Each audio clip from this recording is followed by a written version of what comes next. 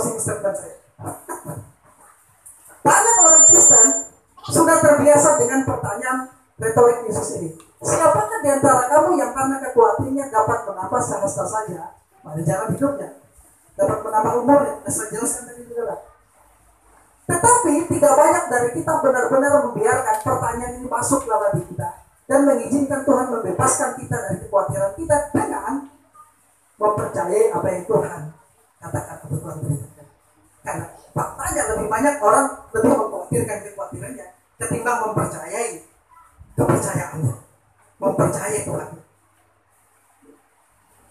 Faktanya tidak ada kekhawatiran dalam ukuran manapun yang dapat menambah, memperpanjang kehidupan kita atau menambah apapun pada kebutuhan jasmani kita. Itu fakta. Makanya kalau orang sakit, dokter, jangan berpikirkan. Sebenarnya itu jangan terlalu banyak khawatir. Sebenarnya itu. Sebaliknya kekhawatiran merampas apa? Tidur sehingga tidak bisa tidurnya. Merampas kesehatan kita sehingga sakit-sakitan. Dan banyak hal yang berharga di hari-hari kita.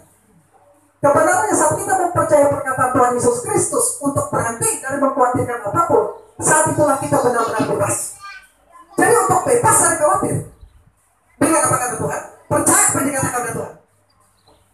Dengar apa yang dikatakan oleh Tuhan, percaya kepada apa yang dikatakan Tuhan pada firman-Nya. Itu langkah awal untuk bebas dari kekhawatiran.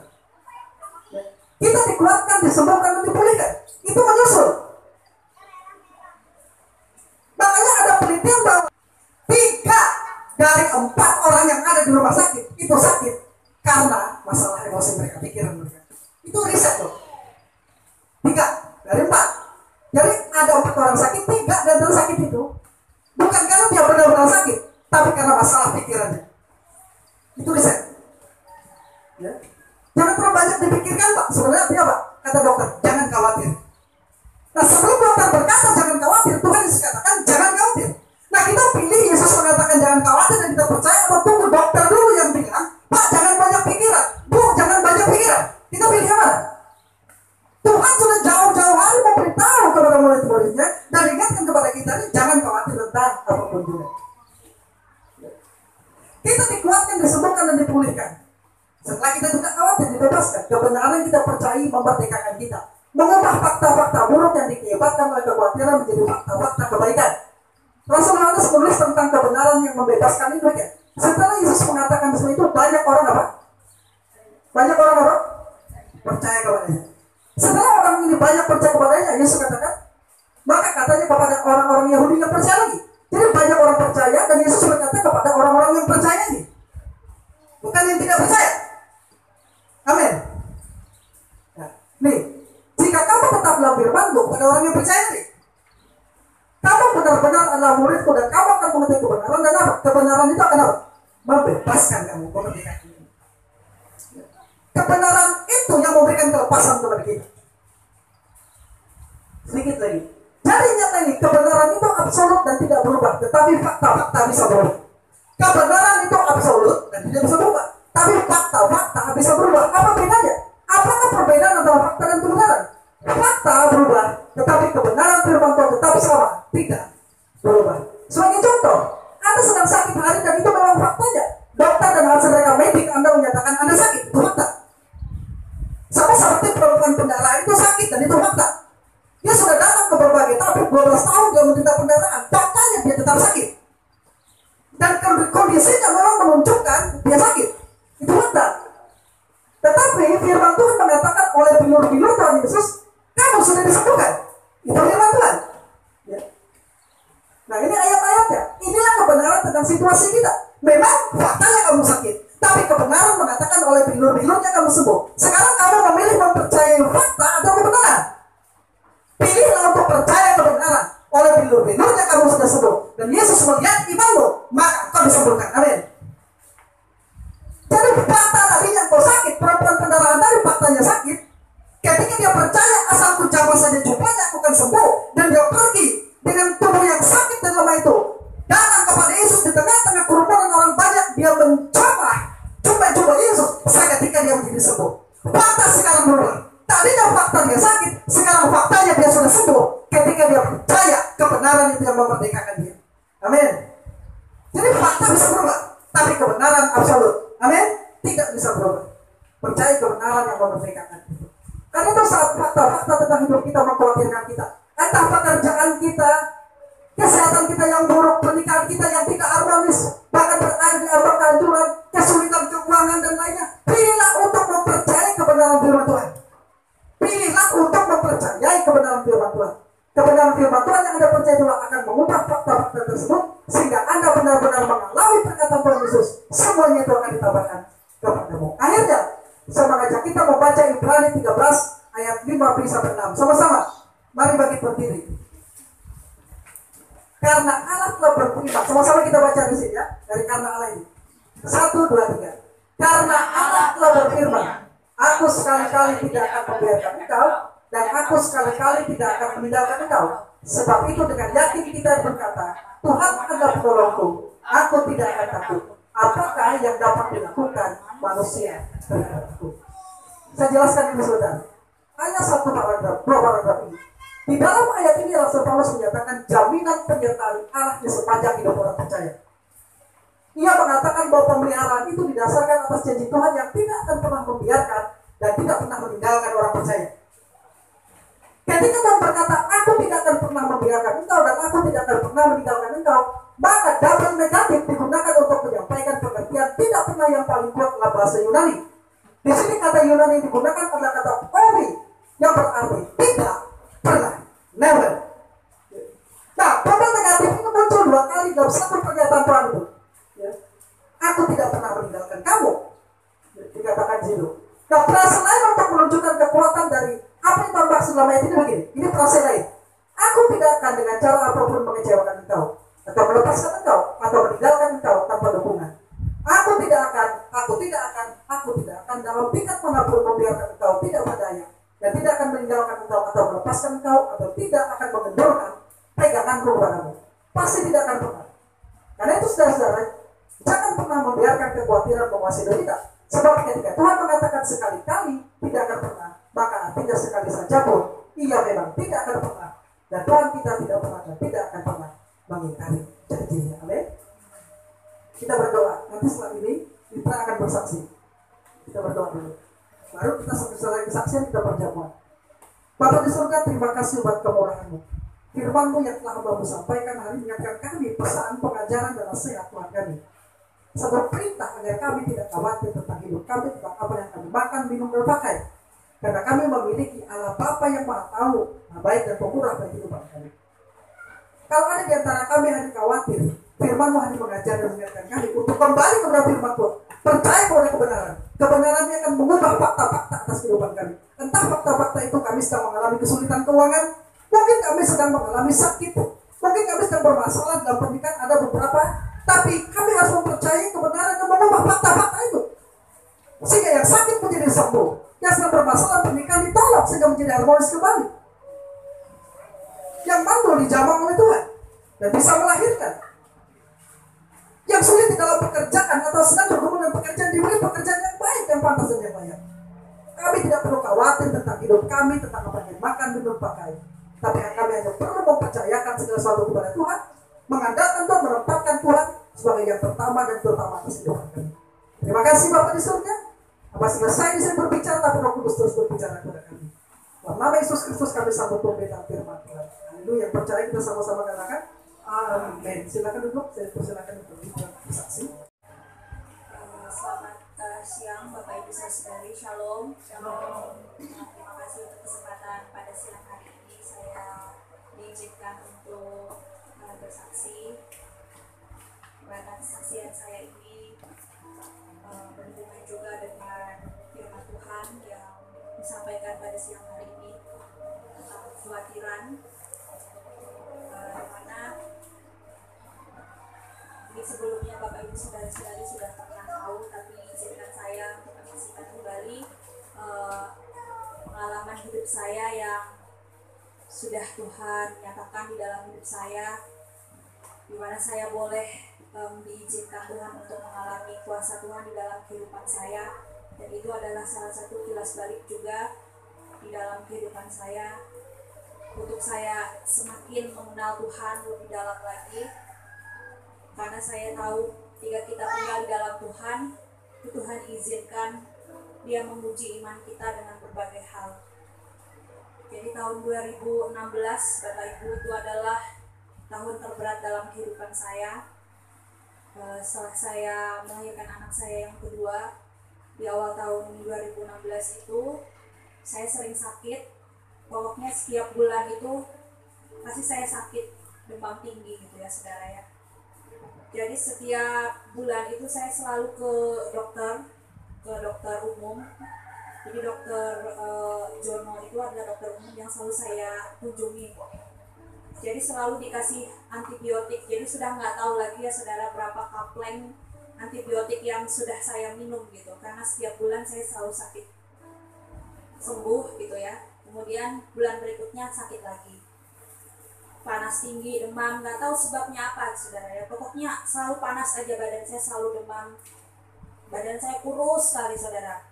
Jadi mungkin waktu itu sekitar 35 kilo ya, sangat kurus sekali saudara ya.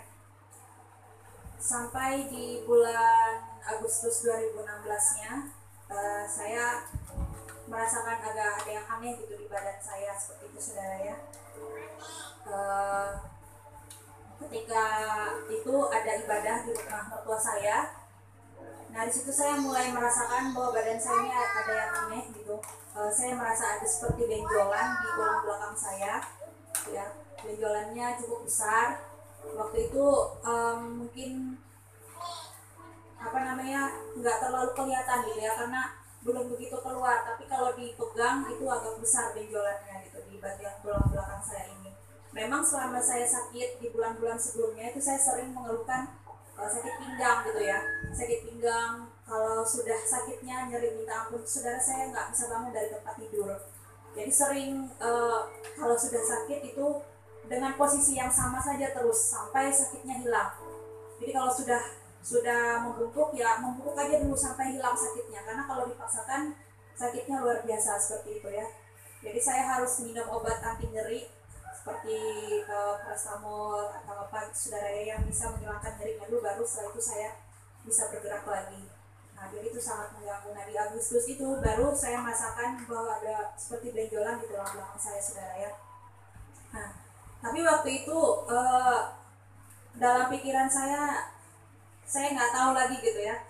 Mungkin kalau kita secara awam saudara akan berpikir kalau sudah ada benjolan tuh pasti apa gitu ya. Saya juga secara pribadi kalau sudah ada benjolan, ya namanya sekarang penyakit macam-macam, tapi sudah tidak ada lagi yang bisa kita bayangkan pasti ini kalau nggak tumor, kanker, itu aja gitu ya dalam pikiran kita. Akhirnya saya berobat ke dokter umum yang lain saudara yang yang berbeda. Nah, ketika saya berobat ke situ, dokter umum ini nggak berani mendiagnosa saya karena dia dokter umum.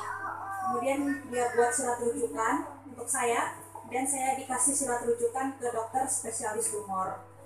Membaca surat rujukannya ini aja saudara ya, sudah bisa saya membayangkan, oh Tuhan, kalau begini berarti penyakit saya ini parah gitu ya. Kok saya dirujuknya ke dokter spesialis tumor seperti itu di rumah sakit ini saudara ya, rumah sakit Doris Silvanus. Kemudian saya periksa ke dokter spesialis tumor ini. Di situ saudara, dokter ini memeriksa badan saya seperti itu ya, bagian tulang belakang ini yang ada benjolan tadi itu benjolannya dipegang gitu ya, dirasa. Terus dia katakan, ibu, saya nggak berani bilang ini tumor, saya harus periksa dulu rekam medik ibu, saya harus lihat dulu hasil ronsennya, ibu harus ronsen dulu, ibu harus USG luar dalam gitu ya, pokoknya di ronsen semua periksa lengkap katanya, sampai periksa darah dan sebagainya. Baru nanti hasil periksanya bawa ke saya akan baca hasilnya, baru dari situ saya bisa tahu ibu ini apa gitu ya. Jangan hanya karena ada benjolan di sini lalu kita katakan ini tumor. Saya nggak mau seperti itu, dokternya katakan begitu.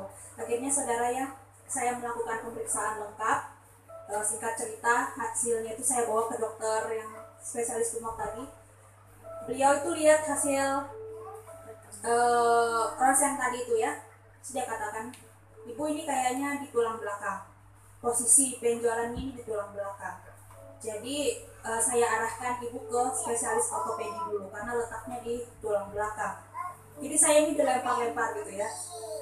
Jadi ini apa dok? Tumor atau bagaimana? Nanti dokter spesialis ortopedinya yang akan mendiagnosa lagi. Belum ketahuan saudara apa ini gitu ya. Akhirnya saya bawa lagi ini ke dokter spesialis ortopedi. Nah di situ lagi baru diperiksa. Nah saya diperiksa, dia lihat rekam mediknya, dia lihat hasil ronsennya. Di sini tempatnya ya, ini di torak nomor berapa gitu, saya lupa. Kan tulang-tulang tuh ada torak sebut aja gitu ya. Di nomor ini posisinya di sini katanya, diingkarin kayak gitu ya saudara ya. Saya sama suami saya di dalam kamar dokter itu. Berapa lama sampai sebesar ini? Itu pertanyaannya saudara. Berapa lama sampai bisa sebesar ini? Waktu itu sudah sebesar buah mangga saudara ya. Buah mangga mempelap itu saudara besarnya. Jadi saya harus pakai baju yang agak longgar supaya nggak begitu kelihatan besarnya saudara ya. Saya katakan 2 minggu dok sampai sebesar seperti sekarang. Dari pemeriksaan awal sampai hari ini saya datang ke tempat dokter itu 2 minggu saya bilang sebesar ini. Hanya dengan perkataan itu saudara ya, yang saya katakan 2 minggu itu, dokter ini langsung bilang ke saya, kalau lihat dari perkembangannya, mohon maaf ibu katanya, tumor itu ada 2 jenis, satu tumor jinak, satu tumor ganas. Kalau saya lihat dari perkembangannya yang 2 minggu sebesar ini, saya yakinkan menurut saya ibu tumor ganas. Tumor ganas ini bu, bahasa lainnya kanker tulang. Coba saudara bayangkan, saya langsung didiagnosa oleh dokter kanker tulang. Saya sudah nggak bisa merasakan kaki saya ini menjamah lantai pada saat itu saudara ya. Anak saya yang kecil itu masih 1 tahun saudara. Jadi waktu itu dalam pikiran saya, kalau kanker tuh nggak bisa sembuh saudara ya. Itu dalam pikiran saya. Anak saya yang pertama juga masih kecil. Jadi saya nggak tahu lagi saudara ya, apa yang ada dalam kepala saya waktu itu. Saya nggak bisa, saya diam aja gitu saudara. Waktu dokter bilang, ibu periksa aja dulu bu, ini menurut saya aja gitu ya, kalau ibu ini tumor ganas bu, ini kanker tulang, karena cepat banget perkembangannya. Mungkin ini sudah stadium berapa saya nggak tahu gitu, karena besar sekali saudara, 2 minggu kan. Akhirnya saudara ya, saya diam. Oke dok, saya periksa aja gitu. Saya dengan suami gitu saudara, bolak-balik ke rumah sakit, melakukan pemeriksaan saudara, periksa darah dan sebagainya. Ini sambil aja nih, benjolan saya ini besar banget gitu saudara ya. Tapi itu kami sempat ikut kegiatan gereja gitu, saudara ya, di Jakarta waktu itu. Di sana saya didoakan hamba Tuhan. Iman saya merasakan pada waktu itu saudara ya, ada sesuatu yang terlepas dari badan saya waktu didoakan. Tapi waktu itu masih belum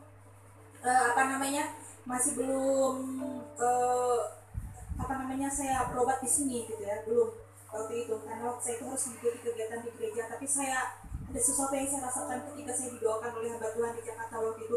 Ada sesuatu yang terlepas dari badan saya merasa ada sesuatu yang keluar gitu dari badan saya saudara. Tapi saya simpan di dalam hati aja saudara waktu itu. Nah ketika pulang dari Jakarta saya mulai melakukan pengobatan, tapi waktu itu belum berobat yang seperti orang saudara ya, masih pemeriksaan aja. Pemeriksaan pada waktu itu dokter ortopedi ini bilang ke saya, coba ibu saya lupa namanya itu saudara ya. Pokoknya saya harus ke bagian lab patologi, di mana nanti cairan yang ada di dalam benjolan saya ini saudara akan disedot, nanti akan diperiksa lagi di lab sehingga diketahui ini cairan ini ada sel kanker atau enggak, seperti itu saudara ya. Nah, pada waktu itu saya harus nunggu seminggu saudara, karena dokter yang spesialis di patologinya ini sedang dinas ke Pontianak rasanya waktu itu saudara, ke Batam. Saya harus seminggu lagi saudara. Bayangkan dalam seminggu itu saya bergumul saudara, sepanjang malam, seperti yang Daud pernah katakan, aku membanjiri tempat tidurku dengan air mata. Itu saya mengalami saudara ya, sepanjang malam saudara saya menangis di tempat tidur saya itu. Apalagi saya memandangi anak-anak saya yang masih kecil. Kekhawatiran saya itu saudara ya, kalau saya meninggal gitu saudara, anak-anak ini masih kecil, suami saya harus mengurusi 2 anak ini, seperti itu saudara.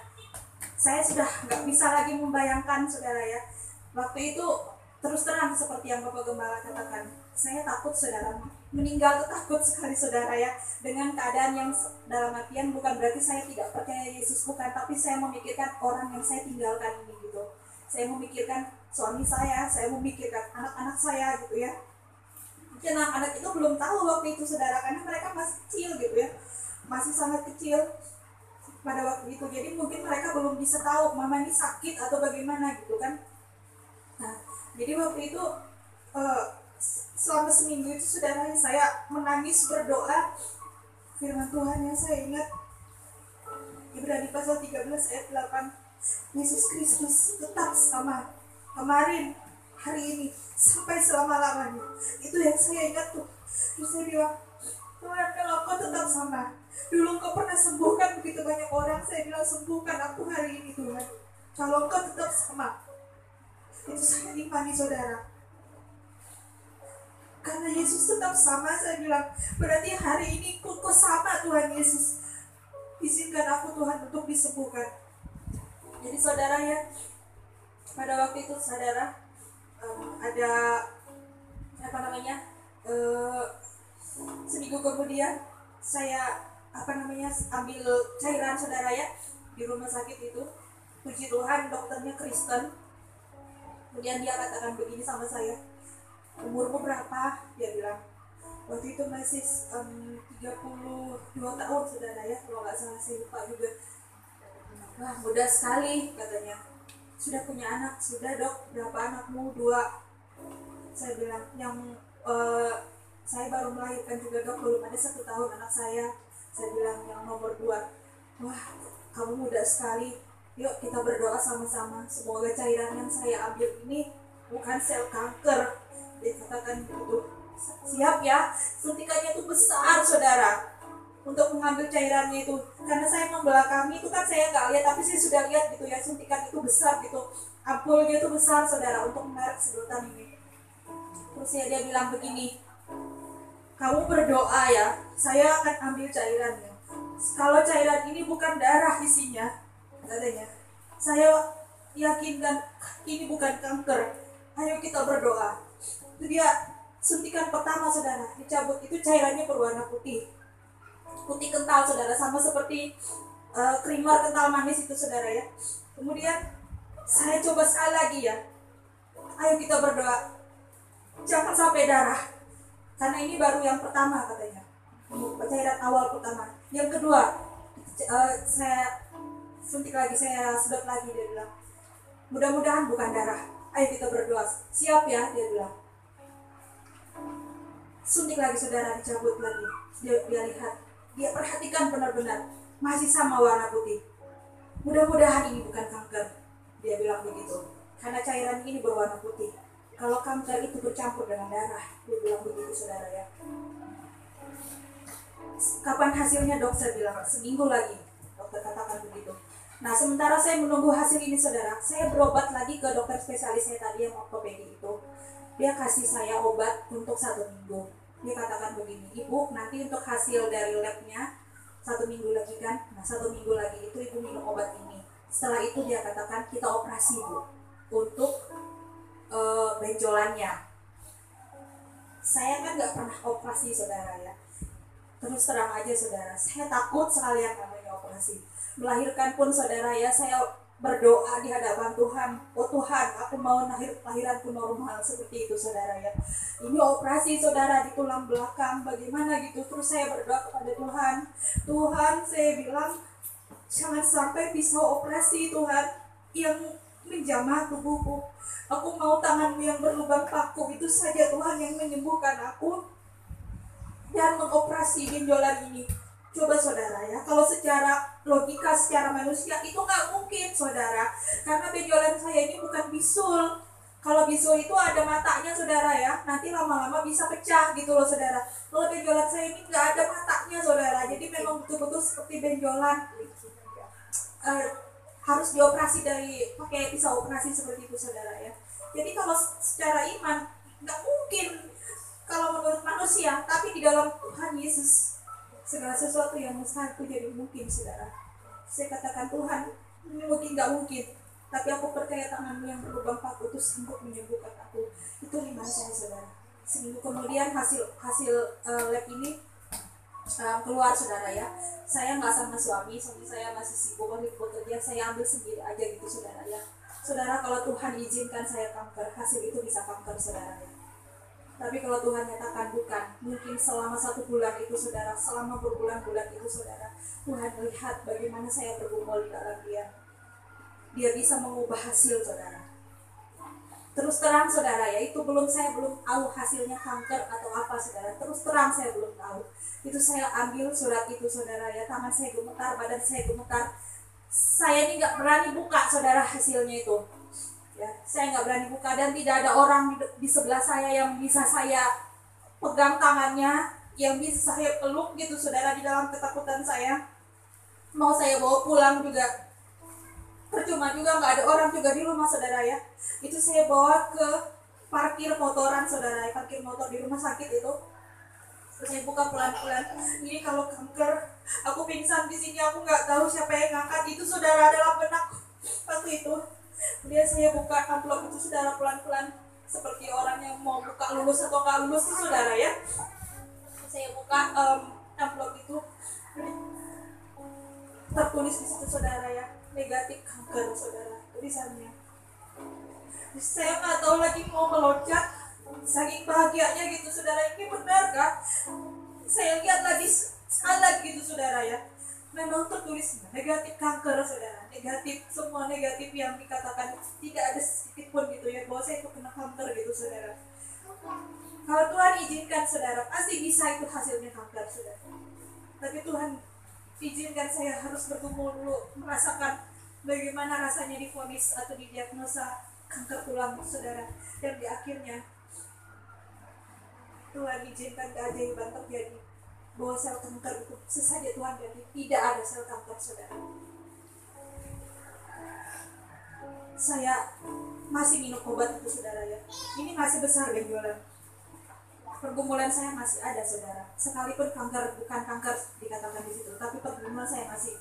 Itu saya harus menghadapi operasi untuk benjolan, saudara. Obat saya sudah habis. 2 hari lagi, saudara ya, lusanya saya akan operasi seharusnya. Dan Tuhan ya, saudara, hari Minggu kita ibadah di sini. Pada saat itu ada perjamuan kudus, saudara ya. Hari Minggu itu, di situ saya berdoa sungguh-sungguh di hadapan Tuhan. Itu saya katakan, Tuhan, lu saja Tuhan, aku operasi, Tuhan. Tapi jika Tuhan izinkan hari ini, aku minta Tuhan, jamah Tuhan Yesus, saya minta Engkau tidak berubah. Dulu tidak ada operasi, dulu Tuhan Yesus sembuhkan.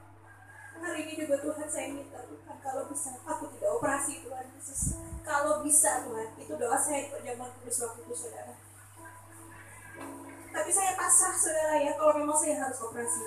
Malamnya itu, saudara, badan saya sakit semua, saudara. Hari Minggu itu badan saya sakit semua terasa sakit. Dipegang pun sakit, saudara ya. Benjolan saya ini semakin sakit rasanya. Kalau orang Dayak itu bilang manungut, saudara ya, nyut gitu, saudara, benjolan ini. Saya sampai nggak bisa tidur. Saya itu kalau tidur, saudara tahu, nggak lagi kayak terlentang nih, nggak bisa, kan benjolan saya besar. Saya harus miring kiri atau miring kanan atau terlungkup, saudara, tidurnya karena besar sekali benjolan saya. Malam itu sakit sekali, saudara ya. Dan saya merasakan, saudara, ada sesuatu yang menetes di punggung saya ini, seperti mengalir gitu, saudara ya. Saya pegang, basah, saudara. Saya bilang sama suami saya, Pak, ini kayaknya pecah. Saya bilang begitu. Kita ke rumah sakit kan, kata suamiku.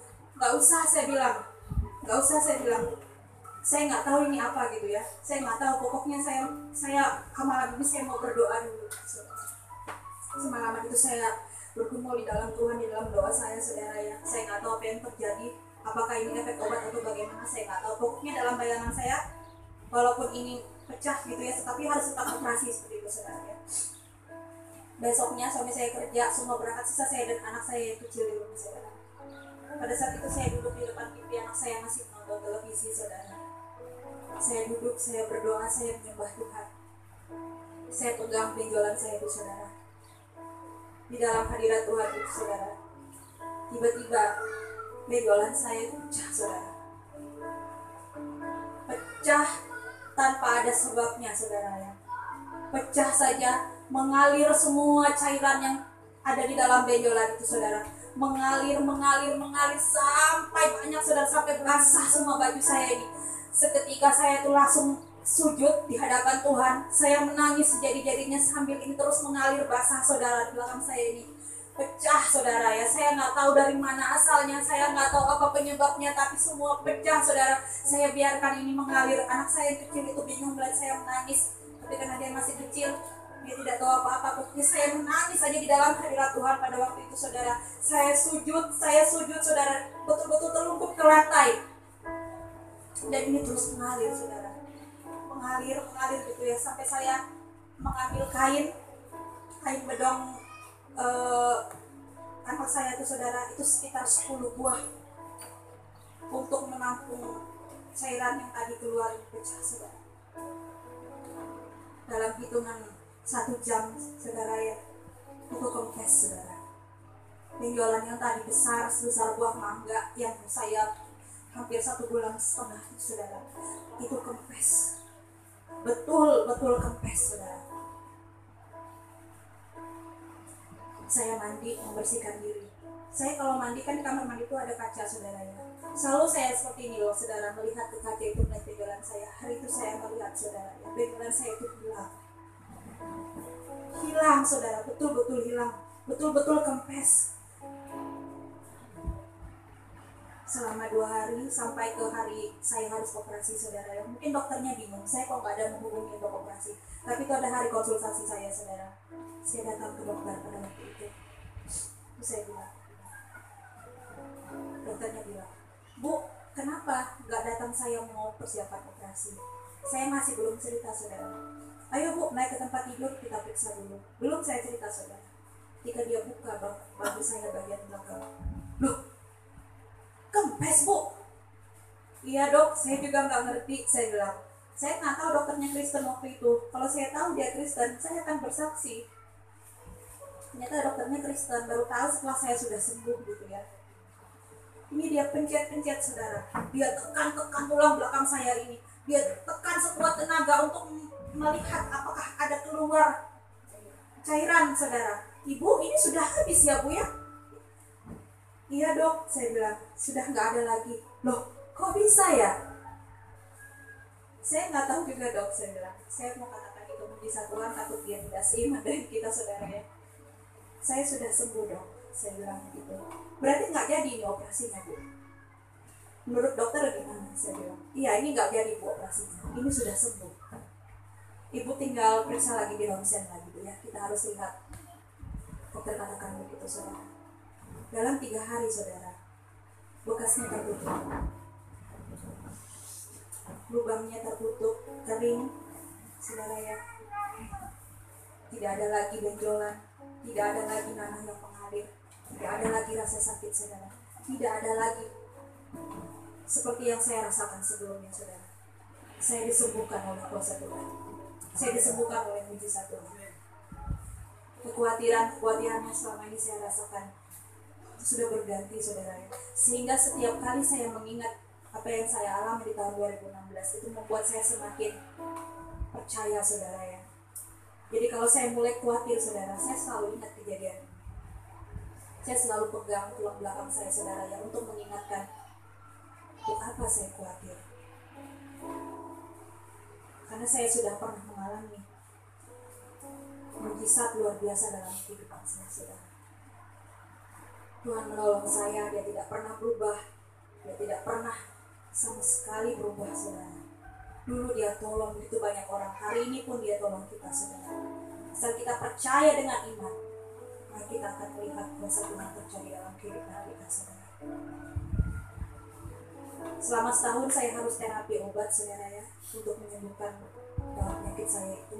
Dan puji Tuhan, saudara, sampai hari ini saya sehat, saya bisa bersaksi, saya bisa menyatakan bagaimana luar biasanya kasih Tuhan dalam kehidupan saya.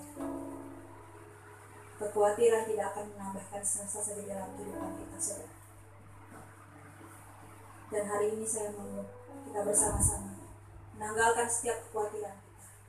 Kita percaya bahwa Tuhan selalu ada bersama-sama dengan kita. Dan biarlah kesaksian saya ini menguatkan iman kita, memberikan kita semakin berpengharapan hanya di dalam Tuhan, sampai kepada kedatangan Kristus yang kedua kali nanti. Biar melihat kita tetap berdiri teguh dalam iman kita kepada-Nya. Dan biarlah nama Tuhan yang dipermuliakan di dalam